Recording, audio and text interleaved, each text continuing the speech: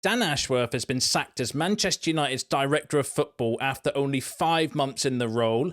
Sir Jim Ratcliffe confirms that Manchester United have become mediocre as he reveals a shocking insight around recruitment and the challenges ahead.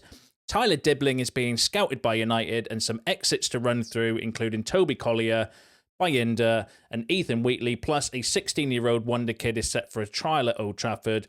This plus all the latest Manchester United news and transfer news that will keep you right up to date with everything. Welcome to Man United Review. My name's Jamie. Before we get into it, please smash a like on the video. Let's jump straight into it. So the only place to start is the breaking news. So Dan Ashworth has been officially sacked as Manchester United's sporting director after only 5 months in charge. There are some updates and some comments from some Jim Ratcliffe that came out yesterday, just ahead of the defeat to Forest, which may tie a few of these things together. But it is actually quite surprising that they've made a decision like this, you know, so soon into recruiting somebody. But you know, we'll go through the news and then I'll give a few thoughts on it. You can let me know in the comments what you think. So initially that came from the man himself, David Ornstein, saying that Dan Ashworth leaves Manchester United after 5 months as sporting director. Ashworth's departure was agreed in a meeting with Omar Barada at Old Trafford last night. So Jim Ratcliffe has been pivotal to the call to part ways. Then the Daily Mail have said Sir Jim Ratcliffe is furious with Dan Ashworth and Sir Dave Brailsford for insisting they stick with Erik ten Hag in the summer. So that could be, you know, one of the reasons why there's... Remember when Ten Hag was sacked, or even just before he was sacked, there was loads of stories coming out saying that if it was down to Sir Jim, Ten Hag wouldn't have been kept on in the summer. He wanted Thomas Tuchel, by all accounts. Obviously, I think we've got, you know, the right man in Ruben Amorim. I'm massively excited about what he can bring. And even though the results are not exactly fantastic under him, I think it's stepping in the right direction. It's just going to take time and we have to be a bit patient with it. But, you know, that kind of confirms it, that he was furious with their decision to stick with Ten Hag in the summer. And again, we'll go through all of what Sir Jim Ratcliffe had to say yesterday before the game in a second. But not a happy man at all, Sir Jim Ratcliffe. And the Manchester United official statement saying that Dan Ashworth will be leaving his role as sporting director of Manchester United by mutual agreement. We would like to thank Dan for his work and support during a transitional period for the club and wish him well for the future. United sources say it was a very difficult decision, add that the club have been putting together a new structure at some pace and learning as they go. Clearly, things didn't work out with Ashworth. That came from Chris Wheeler. Dan Ashworth felt sidelined from big decisions at Manchester United almost from day one, with Omar Barada and Sir Dave Brailsford calling the shots. The tipping point was the Ruben Amorim appointment. Ashworth wanted a British coach, Gareth Southgate. That came from Alex Crook. And then we've had more news from Fabrizio Romano saying that Sir Jim is not happy at all with last summer's strategy. So, massive news. Dan Ashworth, you know, was probably on gardening leave longer than he actually was in the role.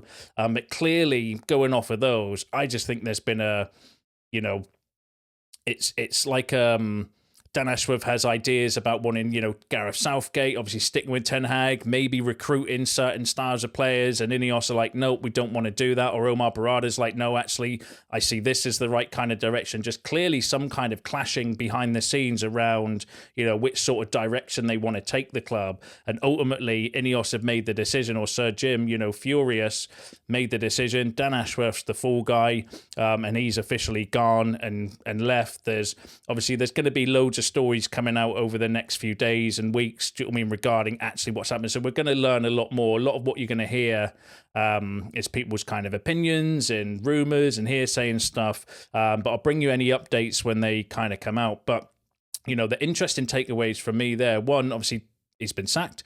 But secondly, Omar Barada was involved, because I was thinking, was this maybe a Jim Ratcliffe kind of decision? But Omar Barada involved. He's our new kind of CEO, so he's the one kind of at the helm making the decisions. Clearly there's been some kind of clash in the direction that he wants to lead United. That's maybe different to what the way Dan Ashworth wanted to go. Maybe he was making suggestions that they were like, hold on, this is freaking stupid, we're not going down that route, and kind of ignoring him. That's why he wasn't involved in the meetings. The fact that Sir Jim Ratcliffe is furious with sticking with Ten Hag in the summer, that's obviously ended up costing the club a lot of money, wanting severance pay for Ten Hag, and then obviously replacing him with Ruben Amorim. There's some reports from Sir Jim in a second, which we'll go through, where he outlines some absolutely even more shocking things regarding United and their recruitment behind the scenes. I just think overall it just clearly didn't work. And then obviously Sir Jim not happy at all with the summer strategy. Now, I'm wondering about that because I actually think our signings have been okay so far. I think De Ligt's been a good signing. Mazraoui's been an outstanding signing, one of our signings of the century. Mazraoui for the price that we got him for. I think Ugate's been a good signing as well. Xerxes the one that I would kind of question because he hasn't exactly hit the ground running and been an outstanding signing, not just through his starts, but also some of his appearances have just been really, really lackluster. But I wonder whether, it was the fact that they couldn't get rid of players. I'm wondering whether it was the fact that Anthony's still here on 200 grand a week, Casemiro's still here on 350 grand a week. Mason Mount, question marks over him at the moment on 250 grand a week. So I'm wondering whether it's not just, the recruitment, i.e. the bringing of players in. Is it the lack of the fact that we could not get rid of the players that shouldn't necessarily be here and have survived another summer, not getting a left fullback and relying on Luke Shaw, who's, completely broken as a human being with his body, and clearly not going to be a player that you can hang your hat on. I wonder if it's those sort of things rather than necessarily recruiting, because I actually think we had a decent summer, and I think most of our signings have actually kind of, been okay. Yes, we're 13th in the league, but, Ten Hag wasn't playing Ugarte at the start of the season. Xerxes hit and miss. So it's one of these where I think actually is it the fact that we've still got players here that don't fit the style of play, don't fit the system, that are still on the bench, costing an absolute fortune. I mean, between Casemiro and Eriksen, they're on £500,000 a week. So is it that's been pissing Sir Jim off around the summer strategy rather than the incomings, or does he just not like the signings that we made? I mean, I can't see why anyone would not like Mazraoui, but is it a case that actually, he's just not happy with anything entirely? I think the fact may be that we backed Ten Hag, but then also signed some players to play his football might be something to do with it as well, but who knows? We're obviously going to hear a lot more over the next few days and weeks, and as I mentioned, I'll bring them to you, so make sure you subscribe for that. But I'd love to hear your thoughts in the comments on this. I think it's massive kind of news, the fact that we spent from January, he was on gardening leave, got him, and then he's only been here 5 months. Thank God we didn't end up paying the £20 million for him. I think it was only £3 million in the end from Newcastle, which is still a massive waste of money when, Sir Jim's putting up season ticket prices and having to sack Alex Ferguson from his role and laying off 200 odd people at United. It's still a massive waste of money, but thankfully we didn't pay the £15 million or the $20 million that Newcastle wanted originally for him. But yep, he's gone. There's no update as of yet as to who's potentially going to come in as a replacement, whether we're going to look internally, Jason Wilcox maybe.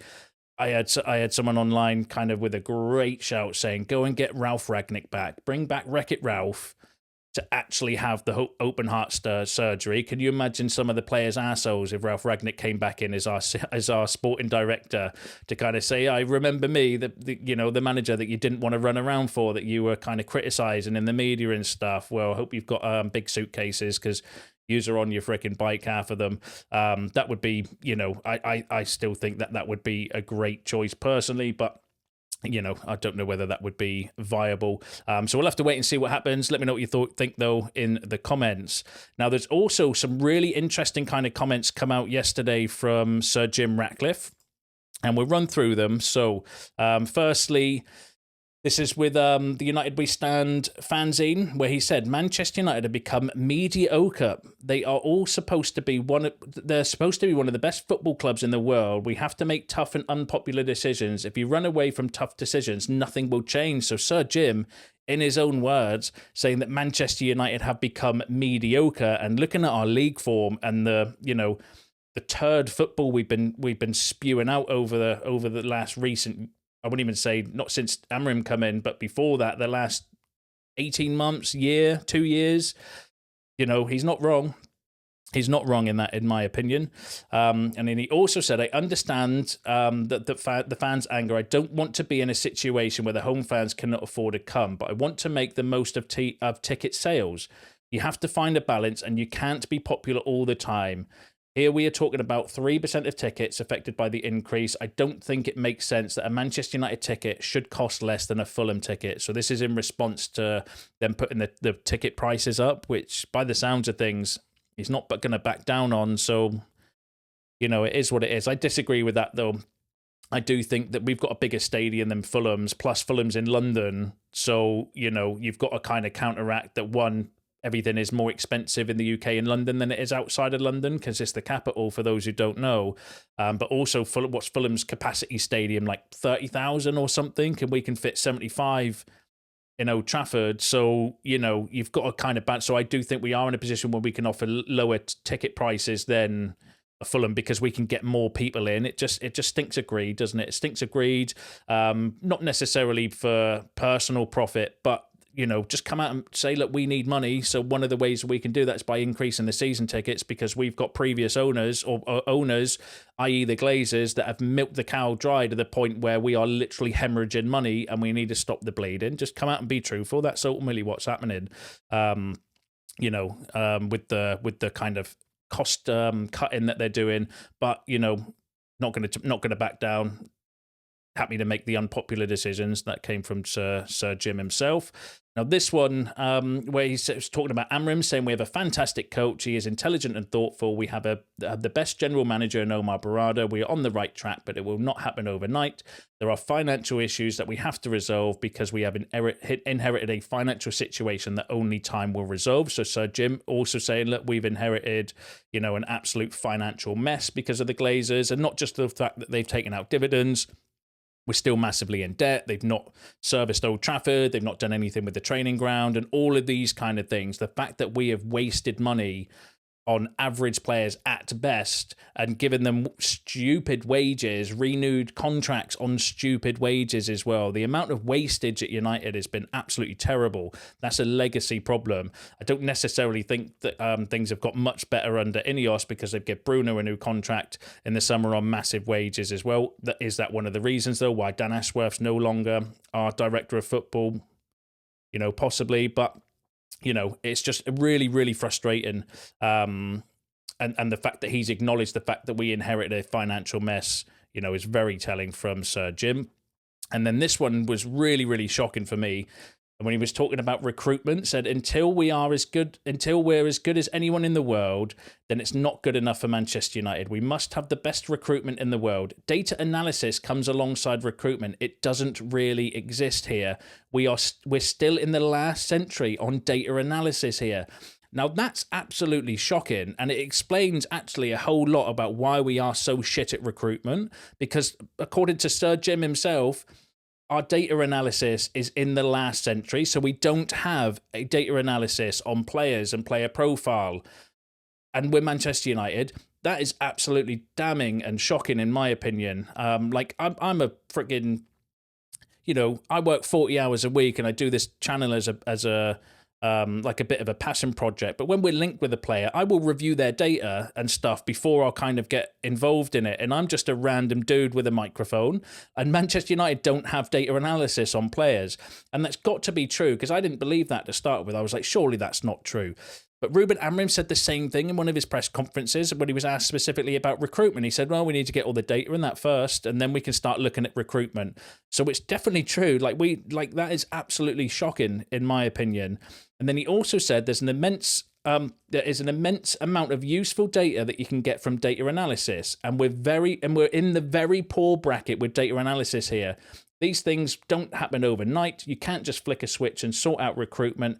It's all about people, and we need to find the right people. Now, again, you've got to bear this in mind that this came out yesterday before the game and before, obviously, he has sacked Dan Ashworth effectively. And is that what he was kind of meaning beforehand? Say, look, we're very bad at recruitment. We can't flick a light switch, but we also need to find the right people. So I wonder whether he was kind of already knew that this was coming, and that he wasn't going to be sticking with Dan Ashworth because, effectively he's gone, and now we're potentially going to be either recruiting, well, we're going to look for a new director of football, whether that comes from internally or externally as well. So that's an interesting kind of comment when you kind of look at the timeline around it as well. But still, really shocking in the very poor bracket for data analysis. And you wonder why our recruitment's been so shit over the last few years, because we are literally still eyeballing players, which is not a bad thing. You have to still watch the player himself because data doesn't tell you everything.